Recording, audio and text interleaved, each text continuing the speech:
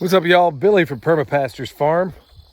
What if you have a mountain of work and you got to do it all by yourself? Let's say you don't have help. Let's say you're the only one doing it.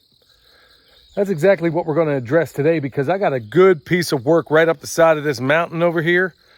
Yeah, there's a whole lot of stuff up there that I am going to transform from a thorny, thickety mess. We're already partially there, but still we got a great piece of work that needs to get done.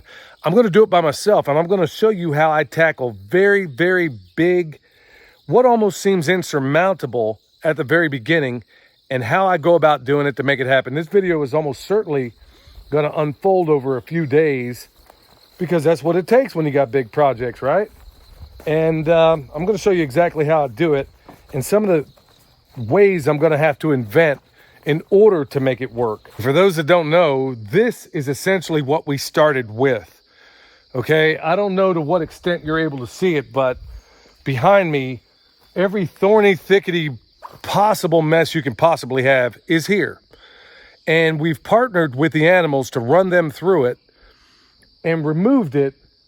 Well, basically, let's just talk about what we have. We have thorns, vines, thickets. If you see a bunch of thorns and thistles and thickets, it's an open indication that your soil's jacked up from the feet up. And we have methods, tried and true methods that we've been using for years that work for us. Now, we adapt them based on our circumstances. Like in this case here, we actually ran the pigs through a while ago. This thing was, believe it or not, 10 times worse than what you see right now.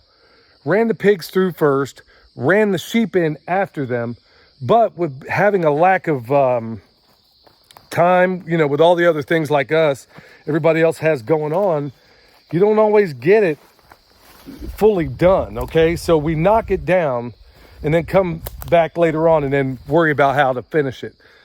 Look, y'all, it's important. This is critical. If you remember in all these projects that this is a war you don't win in miles, you win it in inches, and that's for sure. So in the area where we basically started from, basically what you see there, let me spin this camera around, y'all. I'm doing this for two reasons. Number one, to show that one person can do this. And number two, I'm doing all of it myself, filming, you name it. So there ain't no telling how jacked up this is going to be before it's all said and done. Now, we went from basically what you see back there, let me turn this camera around and turn me around, to what you see right here in this foreground. It looked every bit as bad as what you saw back there. We ran the animals through, cleared it out as best we could, and then went through with chainsaws and to some extent even weed eaters to knock it down. Okay, let's get over here. It's actually coming along real good. Let me move on over here. Back here behind me, you see stumps and you see some of the other things over here. Back here behind me, this is actually the improved part. Let me kind of pan down a little bit, all the way down this slope here. If I can get my arm to work right. Yeah, all the way up and down this slope. It's much steeper than you can actually see. We went through right before it rains. We went through and put down a bunch of buckwheat. When I say we, I'm talking about me. Went through, put down a bunch of buckwheat and cowpea, because that's my go-to this time of year. Now, we'll talk about what this is ultimately going to be, or what I have it designed to be, later on. But over there in the distance, right about over in there, I've done everything from that portion all the way back to me. Now, where you see that thicket in the distance, we'll get up on it a little bit here in a minute.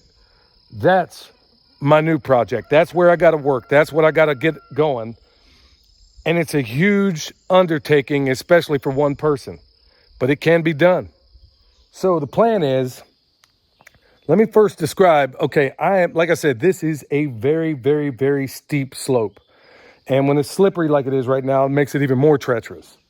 So here's how I'm going to do it. I knocked these trees down. We knocked them down. And I'm going to start with the branchy stuff that I can't do anything with. I'm basically going to throw it over the side.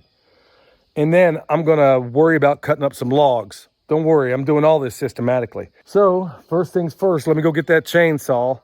Probably, in fact, every bit of this has been done with an electric steel chainsaw. I mean, if you would have told me that'd be my favorite tool, I'd have never believed it.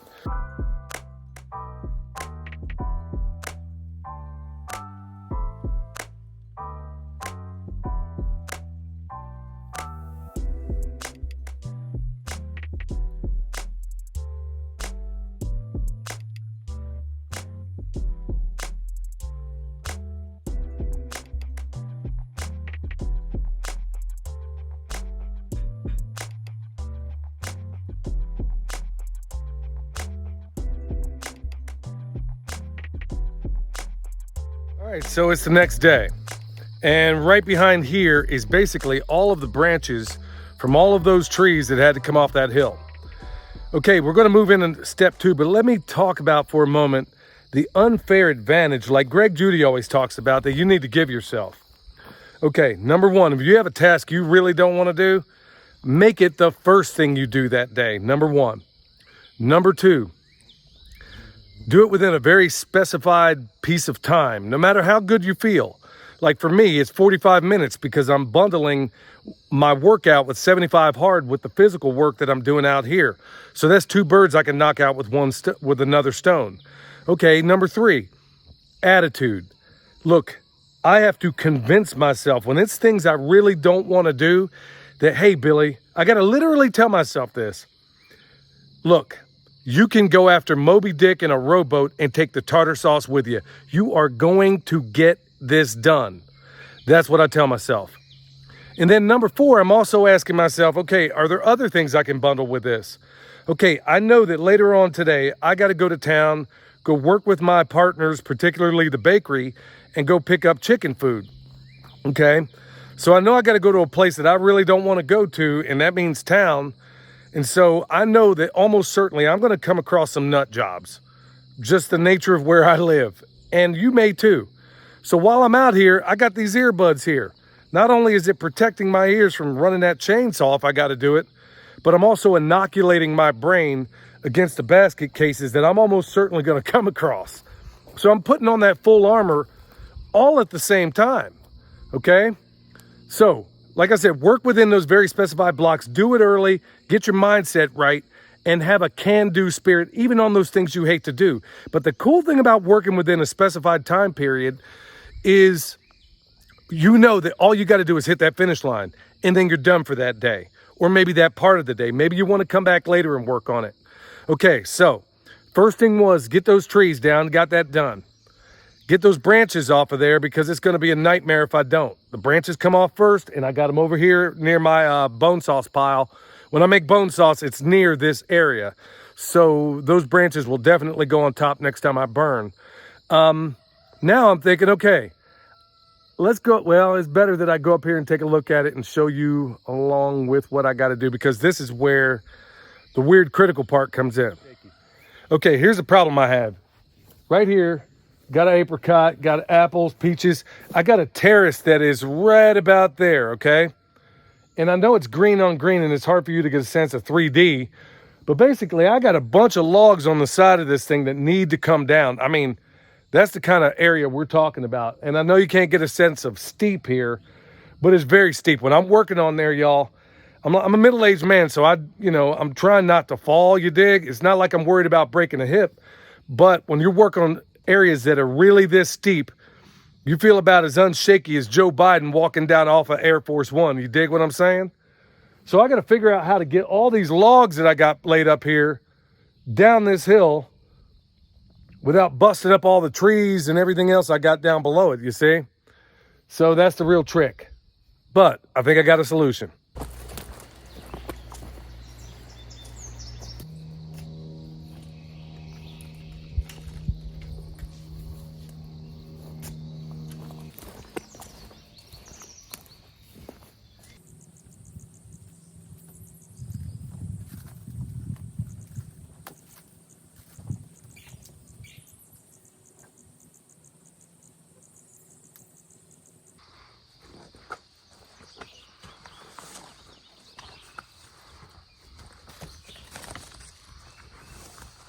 So the solution I brought to this hunt is I basically took some construction fence and took some of those intermediate posts and put it there behind me. So where I'm standing right now is basically that terrace.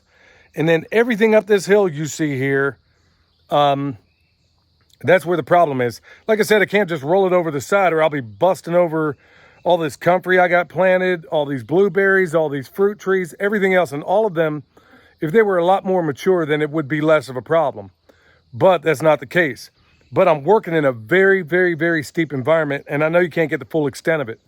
Now, here's what I'm doing. Within that, I'm not going to do anything more than work within the area of that snow fence or the construction fence, whatever you choose to call it. That's all I'm going to do. I'm not going to work this entire hill that needs to get done. I'm working within that very specified thing. Why? Because it is a mental victory if I can get that done. Remember, once again, this is a war you don't win in miles, you win it in inches. And that's exactly what I'm going to do. So I'm going to start at the top, work within that, say it's about 30 feet over there. I'm going to work that 30 feet area from the top of that mountain all the way down, throw down every single log I possibly can. And do nothing more than that. Don't work the entire thing. Work in those little spaces. All right, let me get hopping and popping.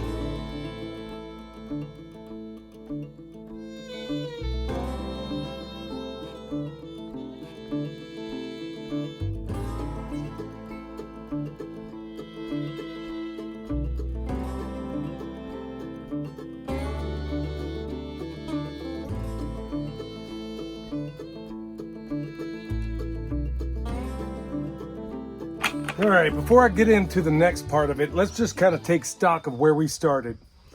Literally everything, and I'm talking the briars, brambles, you name it. If it had a thorn on it, it came plumb out to here. I could almost stick my arm out that way and hit my back porch. So we took out all the brambles, briars, everything we could do. Then we took out the trees we didn't want. Now, I got all those. Now, a lot of that really is black locust. Really good firewood. So I'll stick it over here when the time's right. Let it, kind of cure for a while. Let all that moisture come out of it. And then in the fireplace, it's going to go. So it's not as if this stuff is just junk. All right. That's done. Now I'm going to do something. Before I get up there and do the next step, the final step, the next step in the process is right here in this bucket. I'm going to go ahead and put this rubber glove on because I got mycorrhizal inoculant basically put on there. I got in here buckwheat and cowpea, okay? Put a little moisture in there, put some mycorrhizal inoculant on it. That's mostly for the benefit of everything, really, but mostly for the legumes in there. Or you can go to the store, maybe ask for some legume inoculant. Okay, now, I'm going to do something, and this is the way I do it. I've been doing it this way for years, and it works wonderful for me. I'm going to go up through there, and I am basically going to I don't even care how much of this I put down. Buckwheat and cowpea, because it's that time of year. Why those two? Right off the bat, because I know I got all those thorns, thistles, everything else. I know that soil is jacked up from the feet up. So I know it lacks structure. These guys are going to grow quick. They're going to outcompete the unfriendly weed regimes that want to come back. Okay, that's very important. And they're going to provide a whole lot of structure in there. Now, when it comes time to harvest this stuff, I got two choices. I can literally go in there, chop and drop it, leave it to the ground, or I could basically run some animals through there and let them harvest it. We'll talk about that when the time comes. But right now, let me go ahead and put this down, and then I'm going to do something that's probably a little unorthodox for a lot of people. All right. Well, got the seeds down, but there's one more thing I'm going to do, and it's something I always do. Some people would even consider it backwards, but I don't think so. Been doing it this way for a long time. When I got a situation like this where I know it is messed up, I put my seeds down, and then I weed eat on top of them. For two reasons. And I also do it before I know I'm expecting rain. That's important. Couple of reasons. Number one, when I chop this stuff down, this unfriendly weed regime, which in this case just happens to be goldenrod, and a lot of the other stuff, we've even got some silvergrass and stuff popping up out of here. It's going to create something of a mulch layer for the seeds that I put down. The idea being is that the moisture in all of this stuff will help give it something of a terrarium effect. It works very, very well for me. I've been doing it that way for a long time. So that's all I'm going to do. I'm going to go ahead and run this weed eater through there, and then it's off to the races.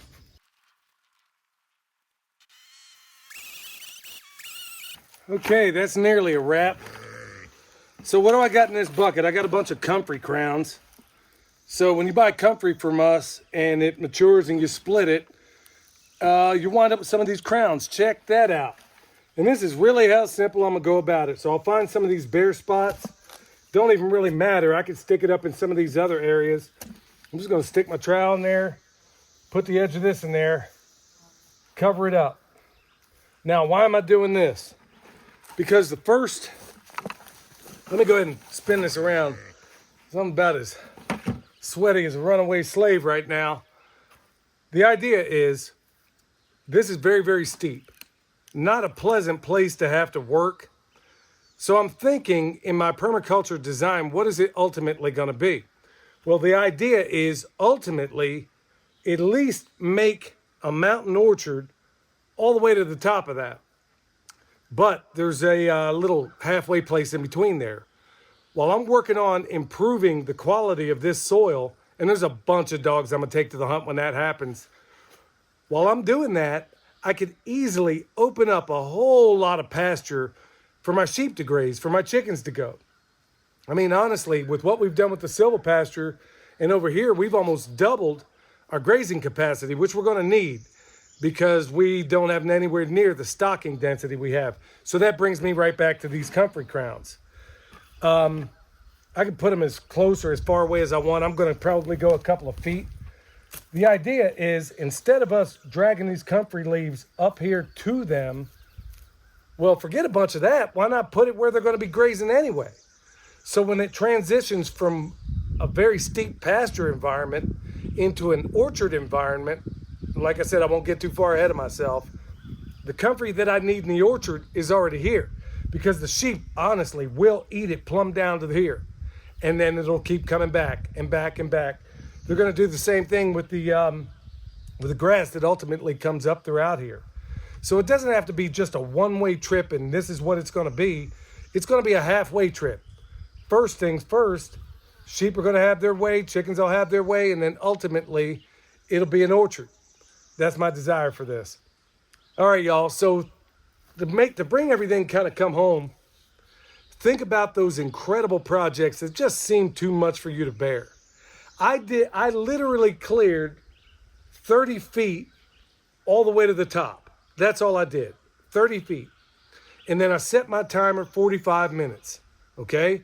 When 45 minutes comes along, I'm gonna find a good stopping point and then I'll pick it up either later that day with another 45 minutes or the next day, depending on what I have to do. But like I said, once again, these wars are not won in miles, they're won in inches. And the cool thing about it is, if you go about setting things in this way, it may suck 30 ways to Sunday when you initially do this. But here's where I play mental games with myself. And it's really not a game, it's reality. I know that once this is in, once I get a foothold back on this land, once I get all these things done with good management, I never got to fool with it again, okay? All it takes is just good management. All right, y'all, if you need any of this comfrey I'm talking about or some of this bone sauce, world's best deer repellent, anything we have down below, whether it's Harvest Stripe freeze dryers or Heaven's Harvest seeds, which by the way, down there are about 100% germination, you might want to check them out. EMP Shield, all of it, y'all. We got it down below. Till next time, this is Billy. Oh, before I forget, I'd be remiss to not tell you, we got the ballinest permaculture pimpcast on planet Earth. Go check it out. We got a link for that down below as well. Thank you, y'all, for all your support. Until next time, this is Billy from Perma Pastures Farm, where permaculture is my passion. And this is it. We'll see y'all next time.